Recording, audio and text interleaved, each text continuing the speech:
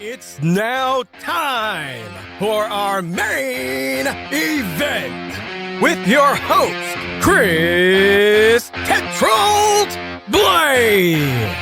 Welcome to Once Upon a Turnbuckle.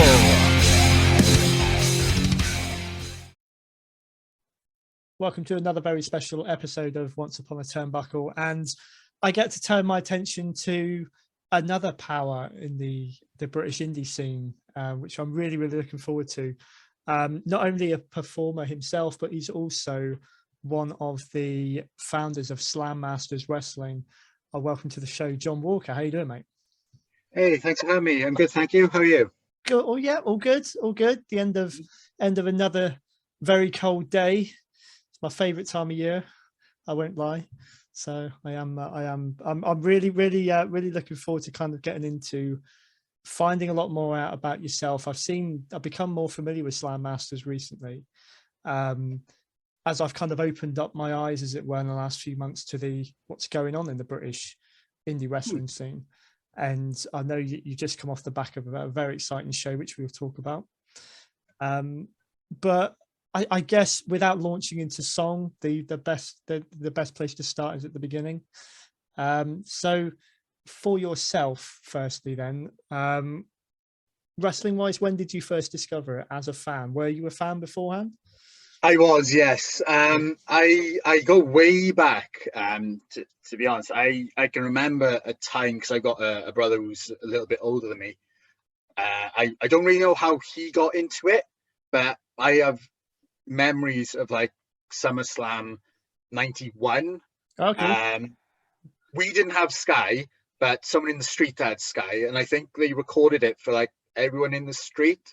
So I can remember we had that on VHS, so we didn't have it for long because we had to then like give it to someone else and then to someone else. And so I can remember that, like vaguely remember that. Obviously, I over the years I ended up buying it on VHS, DVD. So like I can now remember it and appreciate it, but I can remember it just being a thing. Yeah. And we used to watch really early 90s WCW as well. Cool. Because I used to be on like 2 or 3 in the morning on a Saturday going into Sunday morning. Yeah. So I can remember we used to watch that, and we started buying like the figures and things. So I don't think I like really appreciated it for a few years after it, but I can remember like quite early days of just knowing roughly what it was and wasting hours on end playing figures of people I didn't really know, but it's what you do when you're young in the 90s, isn't it? Wrestling brings everyone together. So exactly. Yeah. That's a really cool. I love that show, SummerSlam 91. It's September 91 that I first got into it, actually. So it was literally that point. I remembered some of my earliest memories. You know, Bret Hart and Mr. Perfect, still way up there. Snake fight the Macho Man. As well. I know it was a fantastic. You know, say what you will about the tail end of 91. I know some people are a bit iffy on it because of what was happening with Hogan and Flair. I really like the storytelling, and they are some cracking matches. So, a great place to start. Ideal. Yeah. Ideal. So, sort of, you know, going on from then, and was it always in you that you, or eventually anyway, that you wanted to be involved in wrestling yourself, or is it something that kind of grew as you got a bit older? Yeah, I kind of stumbled into it. So going back to like childhood, I'm sure at some point, like we used to go over grandparents, and coincidentally then, I don't know who else used to be at the house, but occasionally there'd be like all other people who may have been distant relatives of her or whatever, but they were all like really into wrestling, but not necessarily American, so they must have all been into like World of Sports and things like that. So they'd always talk about it. Again, I was really young, so I didn't have a clue what they were talking about, to be honest. And I can remember them, they would all say, "Oh, so do you want to be a wrestler?" Like laughing, joking, and I would always say no. Right. So I didn't really have any desire to get into it, which I guess at the time there wasn't say an obvious route for a young boy from South Wales, I suppose, to get into it. Because I suppose at the time the only guy from the UK that you would see on TV would have been British Bulldog.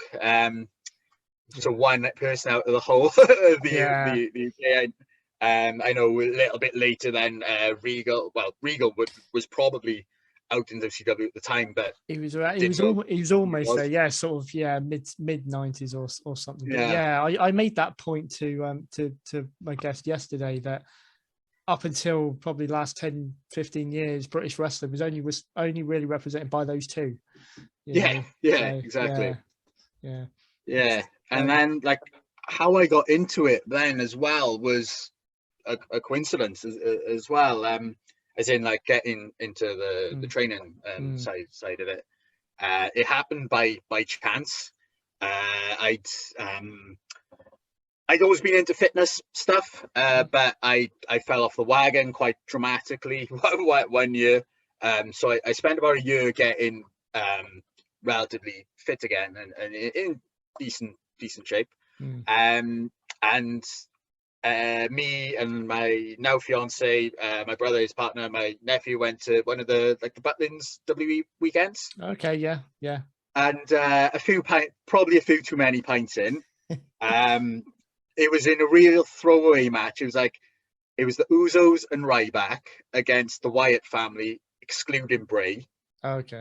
So it was Braun, who I think had only recently debuted.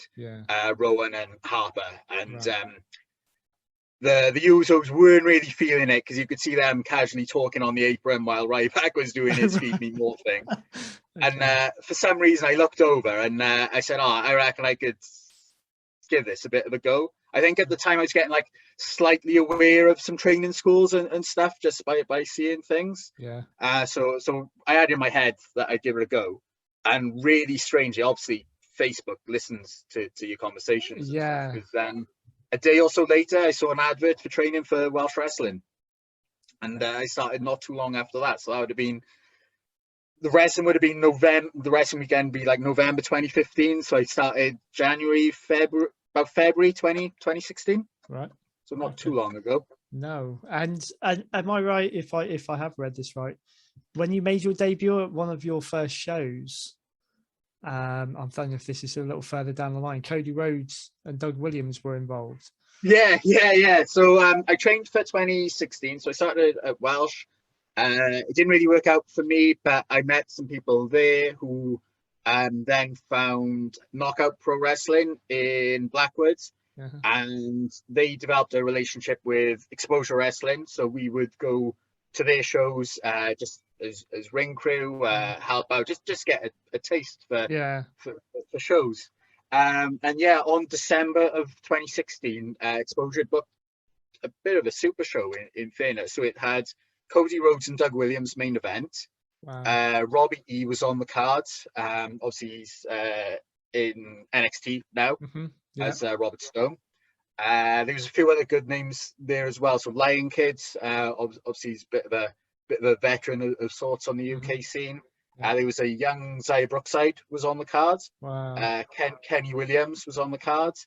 Lizzie Evo was on there, but she was Lizzie Styles then, and Jack Jester I think was on there as well. So it was a pretty full lineup to be fair, especially like seeing people on that card while they've gone on to doing as well. So it was a pretty full bill.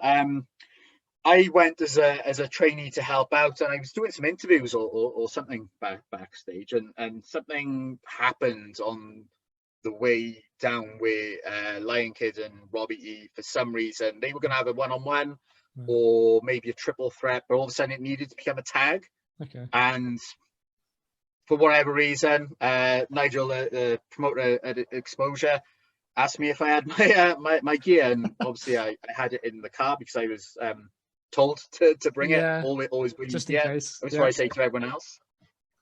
And I ended up in about 15 minutes notice. I ended up in a tag team match on my debut with the guy, Robbie E, obviously, who was at the time TNA, now NXT.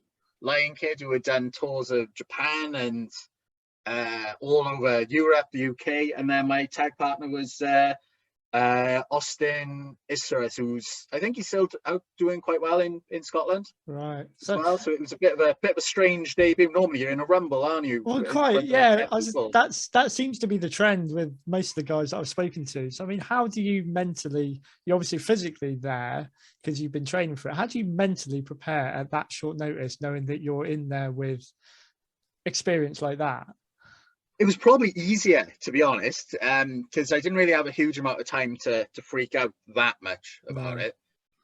Robbie was actually incredible as well, because a weird coincidence, I was at a training seminar of his at Knockout a few months before, so he like recognized me and stuff anyway, and yeah, he was just awesome. Like they made it really easy for me and said, right, just give us some heat and we'll, if you get nervous, like just tag out, whatever you do, just tag out, and just look, and give me like 2 KOs.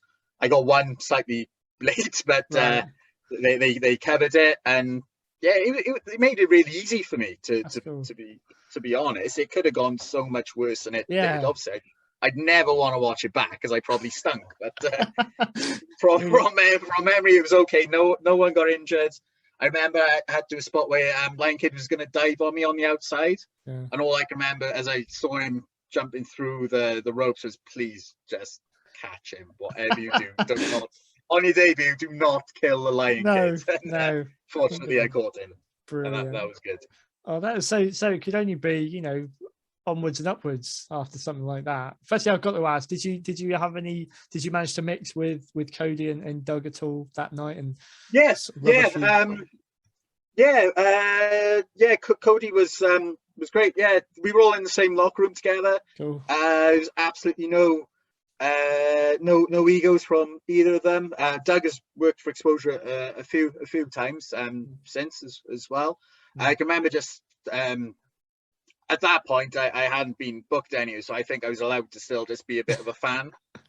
Just listening to their stories and like anything they would talk, and then as soon as they would talk about like a match or spot or anything, just try and just listen and just try and take anything in. It was quite surreal, I suppose, because just being in the same room as them at that point in my let's call it a career at that point was just strange. What a way to start. I mean, ideal. Not many people got stories like that. So talk about who you are in the ring then. So you've gone through a few changes along the way.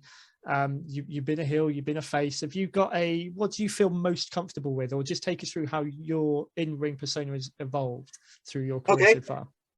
Well, I started off as a heel gimmick. It was Johnny Narcissist. It was it was based a lot around Mike Bennett's The Miracle gimmick. In TNA. I don't think I've ever really told that many people that, but that's a lot of it was based on his stuff. So I was your average cocky heel. I wasn't very good at it, to be honest. Personally, looking back now, I should have been a face from day one. Obviously, when you're in the, I say obviously, but a lot of people probably don't necessarily know. But as the heel, you lead the matches, and so ultimately, you need to be more experienced than, or ideally, you'd be more experienced than the people in the ring with you, because then you know when to call for your hopes or the comebacks, and just guide the match that way. So I struggled because I was very inexperienced. I had a really short stint as a bit of an Adam Rose gimmick, which I absolutely detested. And then I had a little break when my boy was born, and I just fancied something different, really. Because as a face, I struggled with like expressions and the facial side of it. And I was listening to again a strange coincidence. It was Lion Kid was on Flash Morgan Webster's old podcast, and he's talking about how he changed to start wearing the mask because he had similar issues. But then all of a sudden you put a mask on, you don't have to worry about your expressions as much, and you can be that little bit more, say, bigger, and you can focus on what's coming next without giving the game away too much. Yeah. So I thought, well, perhaps I could just give it a go. I was always a fan of like the WCW luchas as well, and I was into like Lucha Underground and stuff. I thought I could just give it a go. Like if it's awful, then go back to drawing boards, isn't it? At least no one knows it's you. Exactly. Yeah, so I bought like a mask, like a relatively inexpensive mask and things, and credit to the people who give me the chance to give it a go. That was at Royal Imperial Wrestling.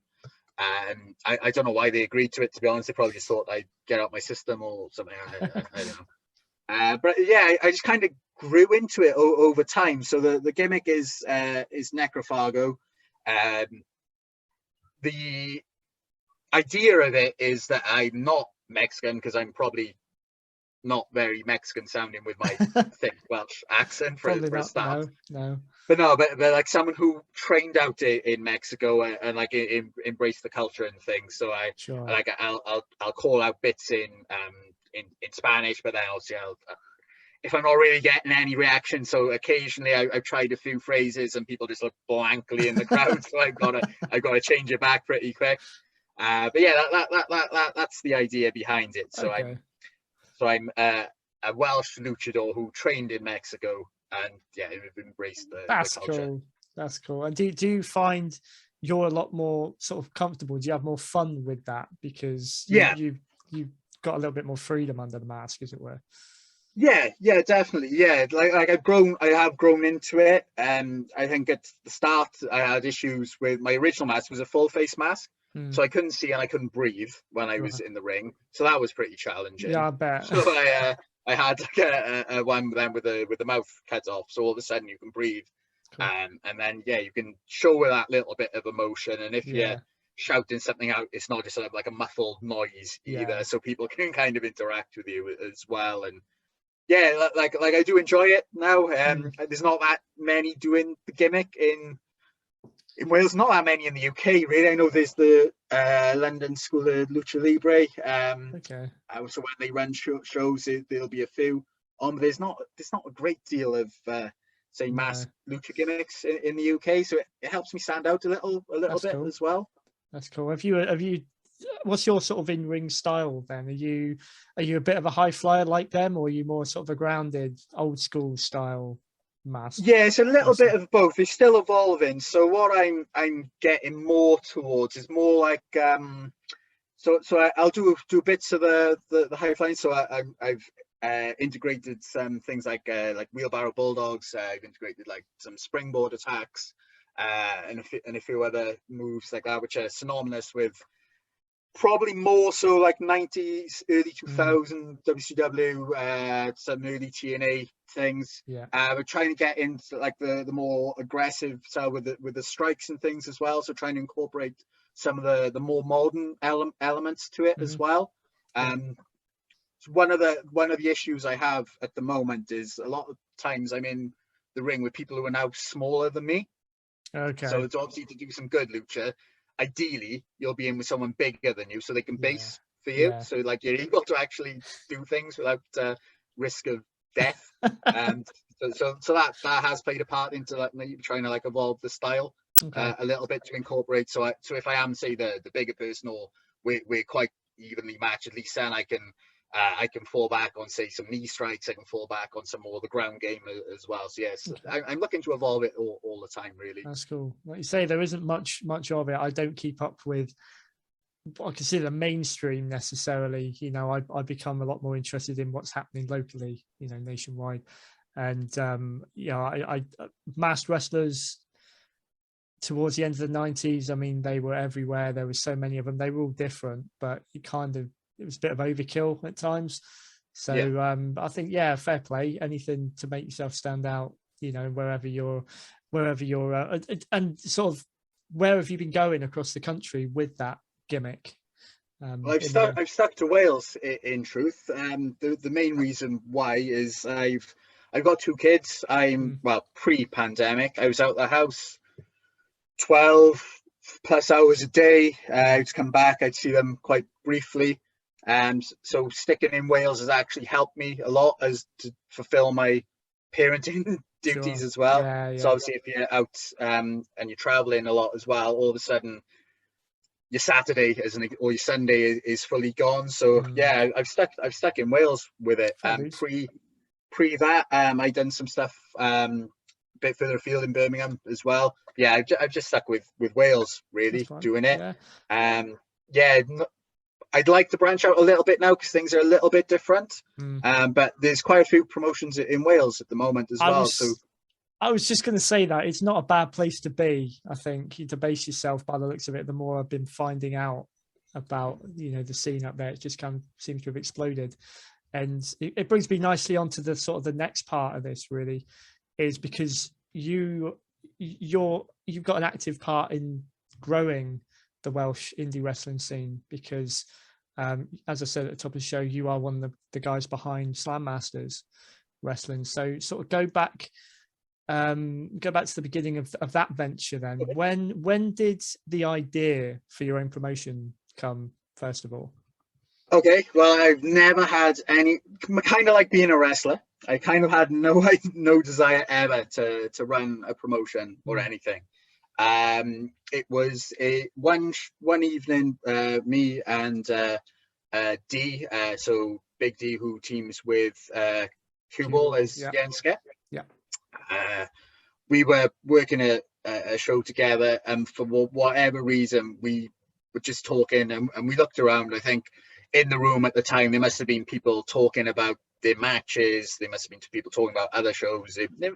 Just listening into a few conversations, really. And it was either me who, I'm pretty sure I said to him, I reckon we could do a show. Right. And I think the response was, yeah, probably could. And like nothing more said about it there and then. A couple of days later, one of us followed up with the other and said, well, should we do it? Thought, yeah, okay. Yeah, we'll give it a go. There was the scene in South Wales, so that was 2019, was a bit different to how it is now. So it wasn't that great a place to be in truth at the time. It was quite fractured, and there was a lot of, if you work this promotion, you can't work this promotion. Right. You can't talk to these people because they are affiliated with this promotion. Right. So like you were all quite siloed, and like the concept of, say, someone from one in training school being on a show from another training school, it wasn't really a thing en masse. It's quite different now. So we just thought, right, well, we'll run a show, and we are ultimately ourselves. We are just workers, so we'll open it to anyone, really. We don't care, because if someone moans at us, then we'll just deal with it there and then. Sure. So we managed to make contact with people that we hadn't met before. So in addition to, say, the people that we knew, which would have been mostly people from Knockout Pro Wrestling, which we trained at. We started putting stuff on Facebook and things, and people then from Dragon Pro guys used to get out a little bit, some other promotions in Wales, but for whatever reason they weren't really then getting out. Right. So they would work Dragon Pro, they work their shows, and then they would work some shows like slightly further away. So something had obviously gone on somewhere. Right. Then all of a sudden we had some guys from Dragon Pro working with guys from Knockout, which it doesn't sound like a big thing, but in 2019, in the summer of 2019, it was actually a good result to get people together, and we met people for the first time just from people saying, any spots? Thought, well, yes, if you want to be involved, we'll sort it out. The show did okay as well. We had between about 70 and 80 in, which doesn't sound like a big number, but again, at the time in South Wales, summer 2019, shows were getting like 50 people quite frequently, less than 50 people as well. So it was a pretty good result back then. Cool. We like united. We got at least we got people from different schools in the ring together and talking to each other So, as well. so at the time when you said sort of prior to this, that really was almost like a no-go. Was there promotions in particular sort of making that so, or was it just rule of thumb? Why did that change? I don't know. In truth, I don't know whether or not, say the Dragon Pro side of things. Maybe they had a bad experience with. They may have sent people out to a promotion and may not have been great, and perhaps they were just very protective. Right. Then, so we must have built a decent bit of credibility with them off that. There was things as well. I know at the time some promotions didn't like each other as well. Right. So it was that side of things. So if you work on their show, we're not having you back, which is never great. But if, say, one promotion is offering you or could offer you, say, monthly shows, and this other promotion could offer you, I don't know, one every other month, then you're obviously not going to do that one if you're going to lose all these other bookings elsewhere. So it was just you just want a great place to be involved in it at the time, in truth. So it sounds like it's turned around, and whether it is that there's a few of you like yourself doing your bit that's helped that happen. Then brilliant. Everyone wins, don't they? So I think so, because on the second one, then a couple of months later, we took it that step further as well, and so we had guys from the Exist promotion, so that's All Style Training Academy as well. So they're a bit further away, so they were based in Swansea. So we had Knockout guys, we had Dragon Pro guys, and we had a guy from Royal Imperial as well. I'm pretty sure that. Oh, and we had some guys who mainly were Welsh wrestling as well. So I think that was the first time that ever like people from each of these places was represented in one as well. Cool. So we like to think we did something for the scene, but it was probably all coincidental, really. But at least we can say we tried. You did your bit, take credit where it's due as well. Oh, well done. Cool. So sort of from, I suppose, we're getting to the point in the timeline then, the obvious question, COVID came along as a promotion that, just starting to get off the ground and gain a bit of traction. What happened to you guys then when that hit? What fresh challenges, stating the obvious, what fresh challenges did that bring? Quite a few. So we didn't actually run a show in 2020. Our show was scheduled for the Sunday when the UK was locked down on like the Wednesday or the Thursday. Oh, okay. So the weekend before, Attack ran a show in Gateys, and it was really well attended and everything. There was obviously murmurs that something wasn't quite right going on, but no one really knew. Well, I'm pretty sure no one knew what ultimately was going to unfold. So and they had some guys from New Japan, I believe, over. So like in an alternate reality, Slammasters would have run the week before. Right. We would have ended up with guys from New Japan on the show as well. I'm just pretending I would have reached out and sorted it, but like in a strange reality, that would have been a thing. But I'd booked up the shows. I think we had like 5 or 6 shows booked, talented, or the bulk of the talent in place for them as well. And then all of a sudden, nothing, no idea as well what was happening. So it was difficult as well, because at the time people thought, it's only going to be a few weeks next. I remember like getting sent home from work, and a few of us were joking, see you next week. like this is not going to last very long. It was great. A few weeks off work. That's what everyone thought they were going to get. And a few weeks from Football Manager, and we'll all be back to normal. That's it. And all of a sudden, then he was thinking, we're getting in contact. Said, right, well, you had this for April. It's not going to happen for April.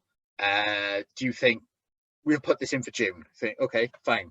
Obviously, then I've got to message everyone who was going to be there and say, look, we don't know if this is going to be on. Can you pencil this in your diary? Just in case the next morning, the world's back to normal and everyone gets booked up again. So that was my story for a lot of 2020 until I just thought, just give up, trying to do this. I was getting sick of just messaging, like ultimately same message, change the dates. Yeah. But I'm pretty sure that was everyone was doing that because no one had a clue what was going on. No. And obviously then we had the speaking out that come out in June. It did affect Slammasters, in truth. Some people, not many, that we worked with, were involved in that. Okay. So we ultimately lost part of our roster, and there was an ongoing issue as well, which ultimately meant that we don't work with people that were either on the first or the second show pre-COVID. Right. And it also affected us on the run up to the comeback show because we had people booked and then had some things brought to our attention about them as well. So then we thought, no, we can't have you either. Okay. So it has been challenging from that side of things.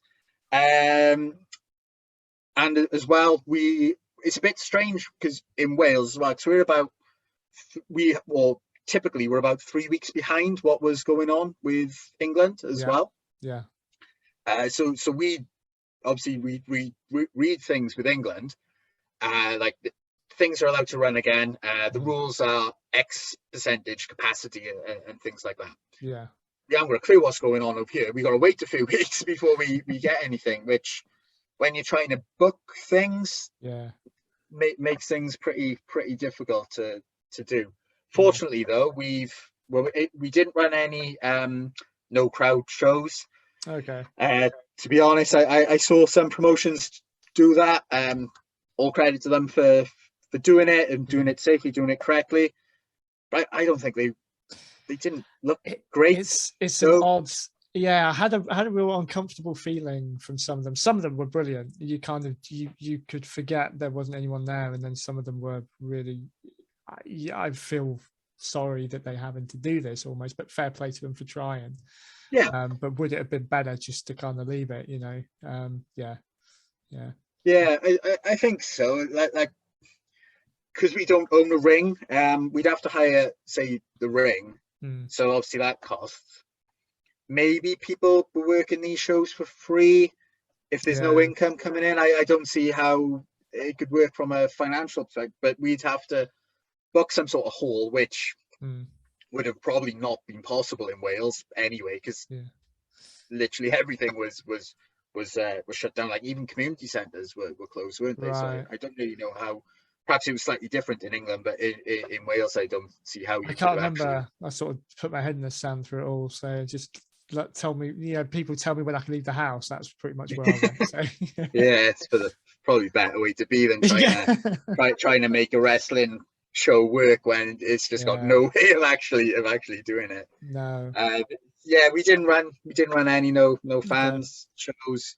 Being the optimist, I started talking to talent in about March of this year to try and book an October date, which would have been our second show, ultimately be our second show, Girls Night Out.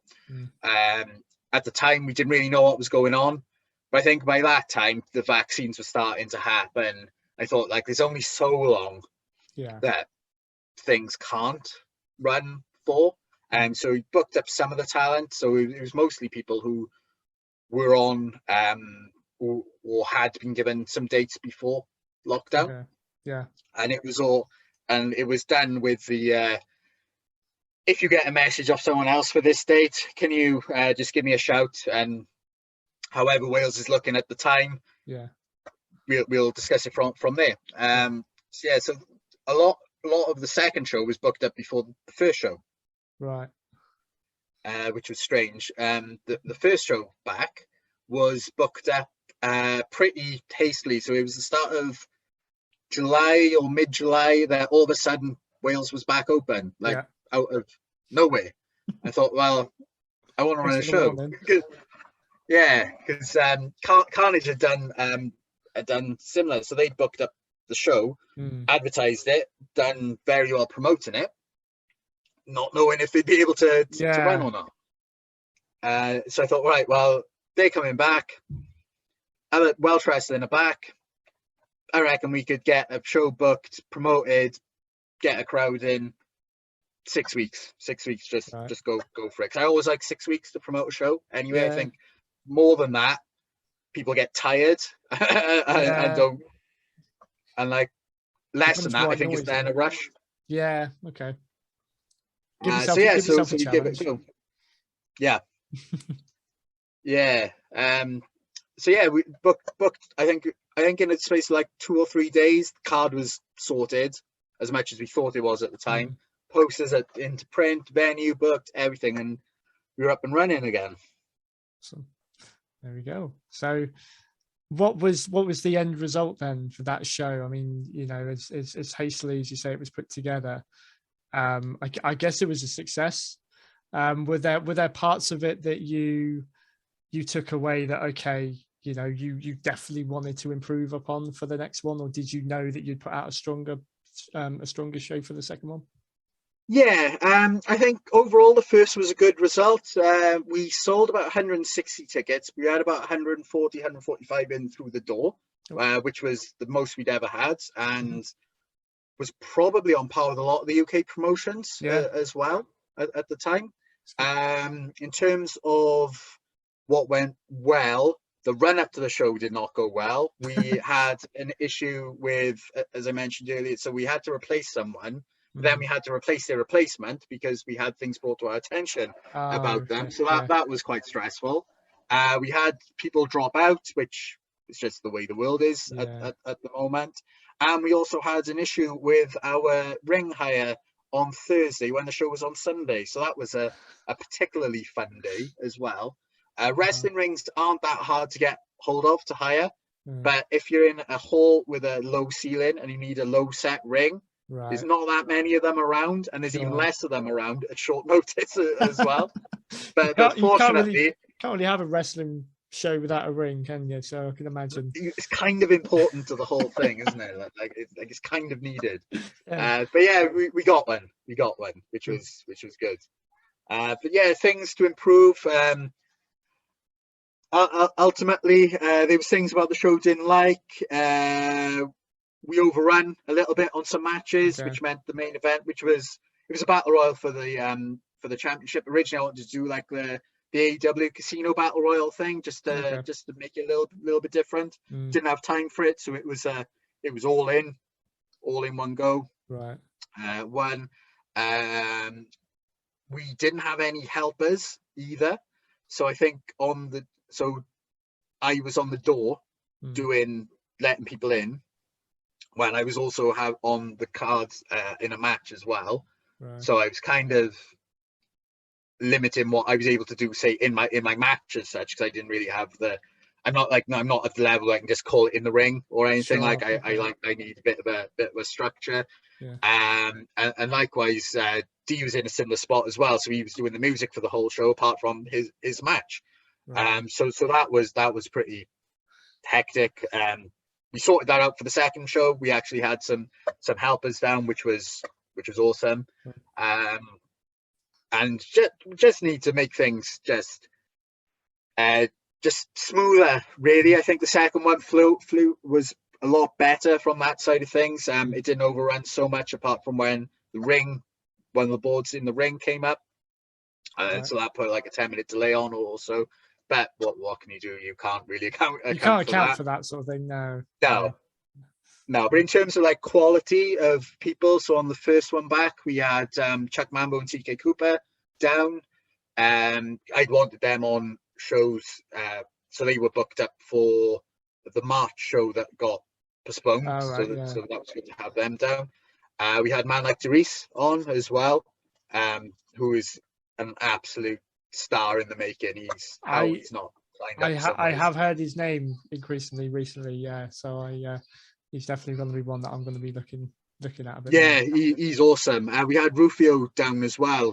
He was really, really good. I wasn't that familiar with him, in truth, but he was like a last minute replacement as well, and he was awesome.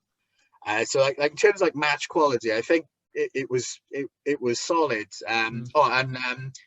Due to an injury, we had LK Mazinga down as well. So he's relatively local. Like he only lives about 40 minutes or so away. But he's getting on like progress shows on the network as well now. Oh, So wow.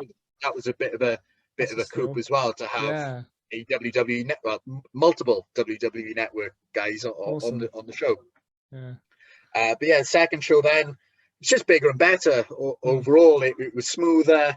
I think the matches overall were better as well. The timings were sharper, and it just flowed a lot more. And I think, in truth, I think some of the matches we had were probably as good as anything you'd see in the UK scene as well. Yeah.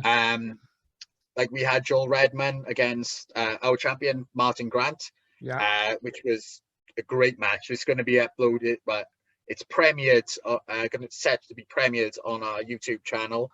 And a few other matches from the show as well are on there. And it stands up.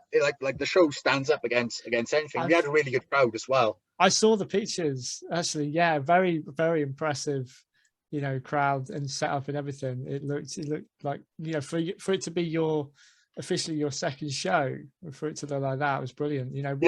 Whatever is happening up in Wales at the moment, between yourselves and Carnage, and it's spread the love almost. I know there's a lot going on, in England and everything, but even more of that, even more new promotions that are exciting is those two, would be fantastic. It's like the crowd we had, like 225 people, like actually in.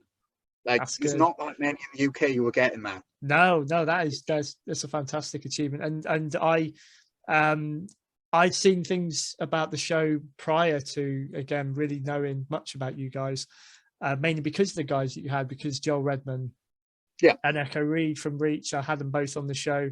I'm doing a little similar thing with Reach at the moment, so I know you had LA Taylor up there.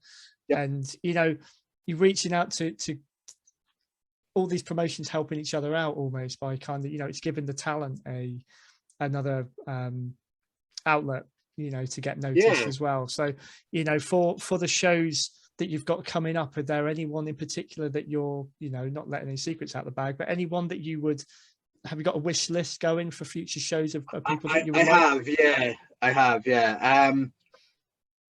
They're probably on the wish list of people in promotions everywhere. So it'd be great to have Doug Williams on the show. I think he would be awesome for the show. I'm quite interested in what's happening with Ring of Honor as well. I know. I was going to ask. Yeah, it's a bit. I haven't seen, the only report I saw is what came out a few days ago. There was speculation as to whether they're folding or whether they're just kind of rebranding. What could that mean for you guys if all this talent became available? Well, they obviously got some. They have got people from the UK on their books. So whether they're still over here, and a few of them are getting bookings in some promotions anyway. So that would be interesting. See if we could get some of them on. Likewise, it'd be great if we could get to a stage where perhaps you could have some imported talent as well. If we could, they'd obviously have to be right for us and fit into to make the right match. But there's so much good talent in the UK as well. Like, I know I mentioned Doug Williams, but there's people who could really add a lot to the show, like Cara Noir as an example. I think he'd be phenomenal to have on, and some like a Chris Ridgway as well would bring something quite different to the show. And just other talent, like they don't necessarily need to be a top name to make an impact. So as an example, I'll say Rufio that we had in wasn't necessarily a top name as such, but he slotted it into the match, he added to it, and he made the show better. So people who can do that is someone that I'm interested in. I don't think we're at a stage now where you have to, again, I don't know, 15 years ago, whatever, local wrestling promotions were probably more reliant on having a big name to get the crowds in. I think British wrestling's got to that point where every promotion has got their own merit. They're bringing their own crowds in on their own stars. They're bringing a few people in from other promotions, but they're making their own now as well. And that's the safer way to go about it, isn't it? Because what we want to have at Slammasters is, say, you call 4 or 5 people that you know are on the show, and you know if they're on, it's going to be worth paying to see. I think in the early days, we're going to have to keep bringing in people to have matches with them. But ultimately, the local guys are the stars. Yeah. So we want, if anyone comes in, they're going to be not having their matches between themselves unless something goes horribly wrong. We have to adjust it on the day. Yeah. But the idea would be, so on the first show we had TK and Chuck Mambo in, so they worked the local team of High and Mighty. So then High and Mighty get the rub off them, and they become more of stars than perhaps they were in the eyes of people initially. There's so much good talent in the UK. I think names from outside probably do help with sales initially. Because I have noticed it when we put things up. We get sales from places not necessarily in the immediate area. So in my opinion, that's probably because of names people recognize. But then if you can get them to come down, they can then supplement, say, the local fans. And then obviously there'll always be elements. We do get a lot of, say, families in our crowd. And there's probably a lot of people who just say, "Oh, wrestling, cool. We'll take the kids." So like to combine it all, I think that's all what's helped us get some pretty solid numbers. I was going to ask actually, because the wrestling demographic, I think, is so varied now compared to what it was certainly when I first got into it when I was a kid. Have you got a particular sort of target audience that you tailor your shows for, that you're planning to tailor your shows for? Yeah. So my ambition is to be the promotion that, should a parent have to take their kids, they will choose a Slammasters show because the kids enjoy it and the in-ring is good enough to keep their attention. Okay. So that's fair enough. That's kind of the goal. So it's a family-friendly show, but it's something that, say, the adults can also enjoy as well. And say and there's enough there for, say, your hardcore independent wrestling fan to also want to come along, because even though there's kids in the crowd, it's not pantomime, it's solid wrestling, but it is something that everyone can enjoy. It's quite safe. There's no tables, there's no chairs, there's certainly no explosive barbed wire. Or can you get explosive barbed wire? Probably not, but you know I'll think of it somewhere to it's try. a nice safe show. Cool. Yeah, because we've got a like a local sort of theme park, quite a big one just down the road here.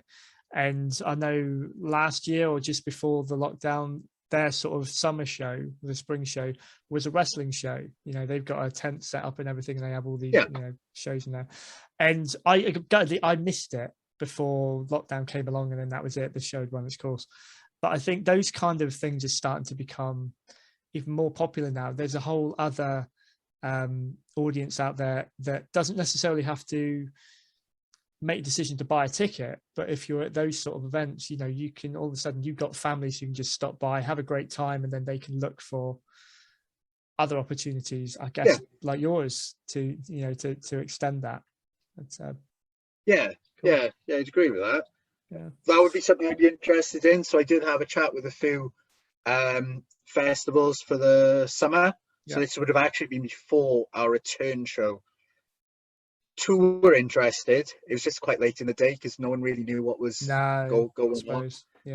So hopefully we can get something for next year. It'd be really good to try and get on something, because as you say with that example, people like watching something different, and obviously NXT would always do very well at download as well. So like maybe a more adult oriented music fest, for example, it could work. Obviously we're in the position where we could tailor the talent to the audience as well. Quite a few, say, the regulars could easily work an older audience, and likewise they can work a younger audience. But perhaps that would be the kind of show where maybe you would bring in someone that you may not want to bring in for like a family show, just because their act is a little bit more geared towards an older. So we could do that. Like that's the really good thing about it being independent. You can book who you want, Exactly. realistically, as long as you're willing to talk to you. Yeah, I mean, you can open doors like that. I suppose you could have almost like two rosters, couldn't you, to do certain Yeah. shows. Back in the 90s. Now I love. I'm in a couple of Facebook groups that share all these old house show cards for like WWF and everything that were happening on the same day, and they split the roster in two. Content was pretty much the same, but they had two teams go out, different parts of the country. And I always thought that's such a, if you can do that, that's such a smart way of doing it, because you can be in two places at once. Granted, it takes a lot to get there, but you got to have something to aim for, and so a couple of final sort of questions on the promotion front that have always interested me, I suppose. So what do you feel is the most important thing as a promoter that you want to offer, that you can offer, that sets you aside from other promotions around you? Well, I think what we're aiming for really is going to ultimately be the unique selling point, which would be the family friendly with a really, really solid in ring, which can appeal to the parents and the independent wrestling fans as well. I think we are certainly getting there with it. I'd like to think that after the second show back, when we had that really good crowd, I'd like to think it'll be a really easy sell when we return there. Yeah. Because we had loads of really good feedback on the show, and not necessarily just from the kids as well. It was from the parents. It was from the pockets of fans who were probably there to see the likes of Joel Redman, who were there to see the likes of MLD as well, and then something, and then we are a promotion that wants to as well promote women's wrestling as well. And I've got a 5-year-old wrestling mad daughter, and the first show that we had back, due to a few things, we didn't have any women on the show, and she was gutted.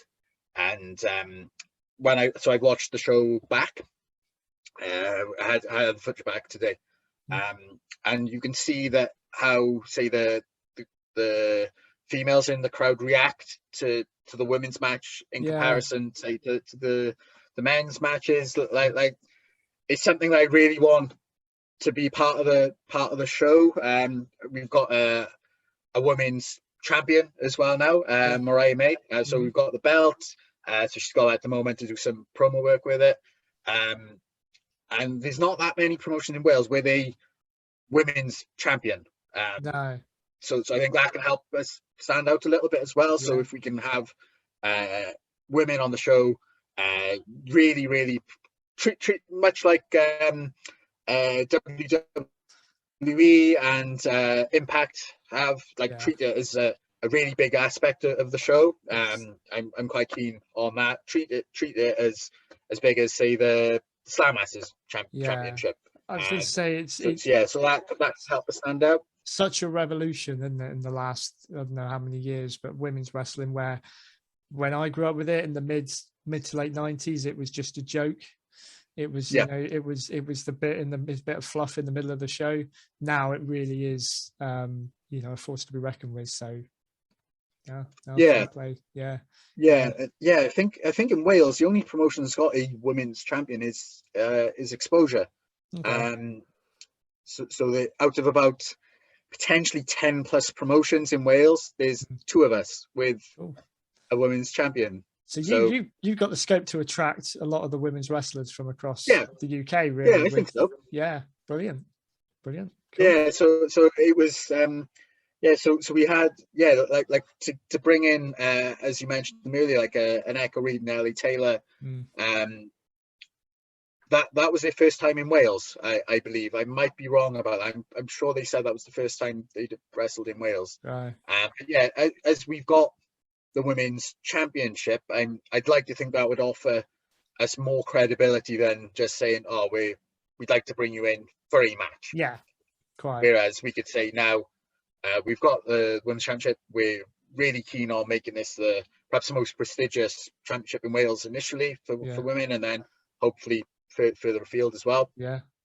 I'd like to think that will mean we can attract good talent. Absolutely. Perhaps, hopefully, for that side of it. Yeah. So that, in addition to us offering a really strong in-ring product, but something that everyone can enjoy.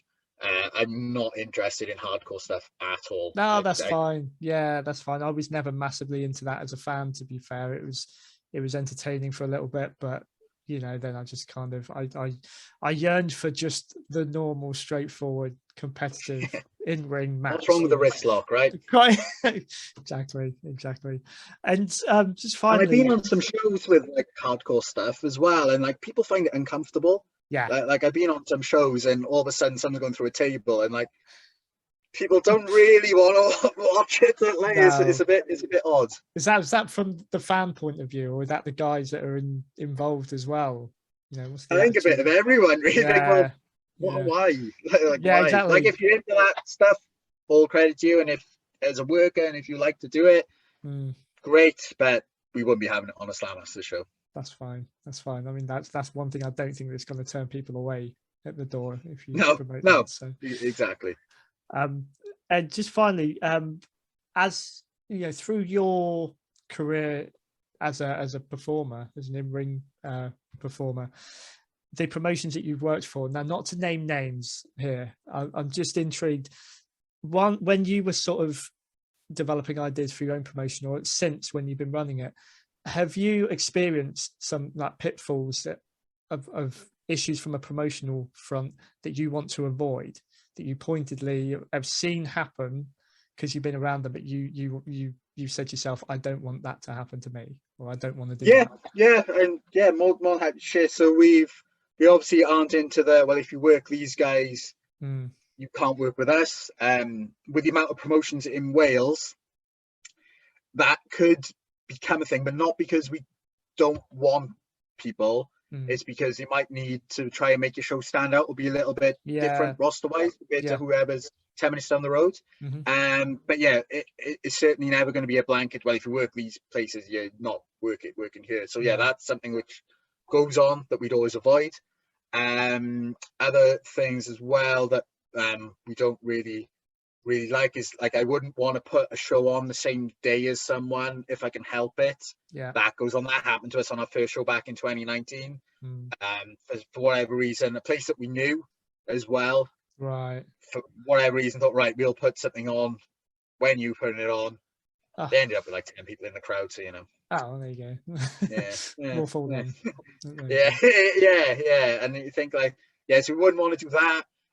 We'd like to stick to our own area as well. There are things where out of nowhere people put shows on almost out of, some people could say it's spite. Like I totally get where like someone would put a show on and then I know they want to expand 10-15 minutes down the road as an example. And I think that's perfectly fine, and it makes sense too, because it's on your road. It's just when someone goes like an hour and a half out of their way to just cause problems. Like there's absolutely no need for it. No. So I'd avoid doing that at all times as well. And we've got a fairly nice base where we are. There's decent space between venues, which we could potentially work in without interfering what anyone else is doing as well. So there's absolutely no need to tread on toes or anything like that. So basically we'd avoid blocking people from working places, avoid stepping on toes, and ideally not run on the same day as people. Fair dues. Sounds like sort of old school territory mentality is coming back. That's good. Well, there's so many in Wales, you kind of need it. Because in the space of about an hour's drive, potentially there's like 10 or 11 promotions. Are you all sort of concentrated around the same kind of area? Because Wales is quite big. There's obviously some areas that are untapped I don't think at the there's a huge amount. There's not a huge amount in North Wales, so there's probably an opportunity up there. And there might be one or so. But after Swansea, there's not a huge amount. But between say Swansea and Newport, with a bit of a detour in the middle, is a lot. Like, not everyone has come back yet, and I don't know if all of them are. Right. It's just a lot. Like, it's a lot to try and make yourself stand out as well. And there's only so much talent as well that to go round. To go right, exactly. Yeah. Well, let's see what the future holds. Like you say, the strongest will survive, I suppose. And from a fan's point of view, it's brilliant. I can imagine, sport for choice. But I think I can imagine the challenges that brings as a promoter. Well, one of them really the big one would be to try and make yourself stand out. Because if you've got shows every weekend, there's probably not much point having someone who's on three of them shows, is there? Like, if you want to, unless they're going to attract an audience, which if they were, they probably would attract them to the shows they were on before you as well. So it's tricky. Yeah, listen, John, it is tough. So hopefully, not everyone will come back. This has been fantastic talking to you, mate. I feel like I could get inside your head a lot to learn what you know about this, because the whole backstage thing's always fascinated me. Apart from early dreams of wanting to, as I was growing up, wanting to be a wrestler or whatever, which never happened. More the what goes on behind the scenes has fascinated me, which is why I've really enjoyed delving into, all you guys that are out there doing it. Good. But sort of just before we finish and before I give you the floor to plug the hell out of what's left of Slammasters and yourself, just jumping back into your fan self. So a couple of questions I like to sort of finish off with, just to give us an idea of how your mind works as a wrestling fan.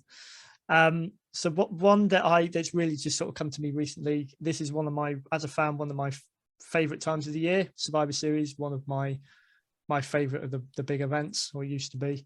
Have you got any particularly fond or favorite Survivor Series memories or events that you like to go back to even now? It's not a traditional Survivor Series event as such, but I really like the Deadly Game tournament of '98. I watched that yesterday, and I hadn't seen that for years, and I completely forgot how good that was. Yeah. I'm totally with you. Yeah. I was very much I was a stalwart for the traditional Survivor Series concept, and I hated it when they broke that up. But I forgot the story and the drama that went through that. One. It was fantastic. Yeah, if you liked it, it's worth digging out one of Vince Russo's old podcasts, and he basically broke down everything that they did with The Rock on the run up to it as well. Right. But it was like he likened it to The Sixth Sense, where basically the whole film is screaming at you. I won't give the actual spoiler in case no one's ever seen it. Yeah. Like they should have. It was like the late 90s. But basically it's showing you the ending all the way through, and that's what they did, like all the way through. You could see even when like Rock was attacking Vince, he wasn't, and like it was so well done, like the whole thing. Okay. But it's worth, if it is still available, it's worth having a listen to. But I think that, and just the flow of it, it's really it was a really good one. Other Survivor Series, a lot of them merged into one, but I would have thought the Invasion era as well would probably had a ridiculously strong card, but I can't think of it off the top of my head. That would have been 2001, the 2001? WCW, where WCW folded. They had the potential, didn't they? Again, this is a show that if I've got one podcast ever left to do, it is the one to talk about the Invasion and why it went wrong. That Survivor Series could have been, it was good on paper, but it could have been so much more. Yeah, because you had so much to, you really could have finished that strong, and it just, for me, anyway, that's another 2 or 3 hour show I've got to go through. And what about the Elimination Chamber one? Would that have been 2002 or that 2003? Was two. Is that the one where Shawn Michaels won the world title? Yeah, I have a feeling that was 2002. I can't remember 2002, 2003. The 2002 springs to mind. Yeah. Okay. Cool. I've only ever seen that once. I'm trying to track it down. I don't have the network, so I've not been able to go back to it. But I was a massive Shawn Michaels fan when I was growing up. It was odd to see him come back, because I kind of thought, should you be doing this? But then seeing him not in the brown tights as well. I know, it was a bit odd, wasn't it? Yeah. But seeing him with the big gold that was quite a cool moment, I suppose. Yeah. Quite a cool moment. Okay. Final question, probably the one that people hate me asking, but I love asking this on the spot. Your wrestling Mount Rushmore. Okay. Who would be on it? Is that 4? That's 4. It is 4 people? Yeah, 4. Okay. Bret Hart. Mm-hmm. Because do I have to explain why? I could explain why. I don't think you have to explain why for Bret Hart. I'm with you on that. No, that's fair. I'll probably apply the same logic to Bret though as the others. So Bret, he could work heel, he could work face, he could talk, he could do everything. Yeah. You could probably even get a half good match out of me, like even now, and I suck. So Bret on that as well. We wouldn't be wrestling as we know it without Hulk Hogan. Likewise, Ric Flair. Mm-hmm. And what about, to be slightly controversial, John Cena? I knew you were going to say that. As he carried WWE for about 10 years when it was nothing, when it was certainly not cool. So I think all the fans were screaming they hated him in that, but what did they do? They tuned in every week. Yeah. You know, so and his matches actually become really good as well. The only one I'd consider trading him out for CM Punk, but only on the basis that because Punk worked, if Punk didn't work in WWE, you probably wouldn't have had NXT, you wouldn't have had a Daniel Bryan, you probably wouldn't have had an AJ Styles appear in WWE ever. True. But John Cena ultimately carried WWE for so long, so he gets the nod. I like that. No, that's fine. That's fine. I cannot argue with that at all. And waiting for the hate to come towards me now. Don't worry. Well, I've had that many variations on it. It's fantastic. I just love to see how people's minds work, because I've sat there and I've seen so many debates on Facebook about this, as if there can only ever be one. And I'm kind of thinking everyone's gone through this with their own opinions on it anyway throughout the years. You know, your own experience of wrestling is based on what you enjoy. So, you know, mine's completely different. Mine probably changes every single time I wake up. So like, how could you not include how could you not include the Undertaker? But I didn't. No, probably the most successful gimmick ever, and he's just not on it. This is what I love about this, because when you sit there, you go with your gut feeling first, and then you start. No, well, what about it? I can't go with that. You know, there isn't possible to just have 4, but you know, I like it. So perhaps based on what we learned about on Dark Side of the Ring, Ric Flair can get the boot, and we'll put the Undertaker in. There we go. Okay. There we are. I like your justifications. Yeah. Giving it a lot of thought. Listen, John, thanks so much again, mate. And you know, before you go, I think you've managed to convince a lot of people, you know, as to why they should come and see a Slammasters show. But let everyone know where they can find you, where they can find Slammasters, where are you on social media, where are you in person, where can they find you? Okay, so on socials we are Slammasters Wrestling. So that's on Facebook and Instagram. We have got a Twitter, but I'm not a big fan of Twitter. Every time I've tweeted, I've basically had to drop someone from a show, so I try not to not to tweet too much. Fair enough. We have got a website as well, which is slammasterswrestling.com. That's going through some work, so I've just added a bit like a roster page. It's got all the results to our shows where we sell tickets as well. We haven't got any dates confirmed for next year yet, but if you have a look on Facebook and Instagram, as soon as we got them, we'll put them on there. And if for whatever reason you're interested in me as a talent, I'm Necrofago Lucha on Instagram and Facebook. Awesome. And are you popping up anywhere else as Necrofago before a Slammasters show, or? I'm part of the Carnage roster. So I'll be working on their shows. I'm working for Exposure Wrestling in December, and I'm also on the Royal Imperial show in November as well. There you go. Ideal. Listen, thank you again. You're welcome back at any time. You know, I'd love to, you know, when you've got your shows lined up for next year, come back on. I'd love to discuss it, see what the new year brings. And you know, all the best for all the performances under the mask. I'll no doubt be keeping up with that. I'll, you know, very much firmly behind Carnage and everything they're doing at the minute. So But yeah, so thank you again, and I'll speak to you soon. Yeah, thank you very much. No problem.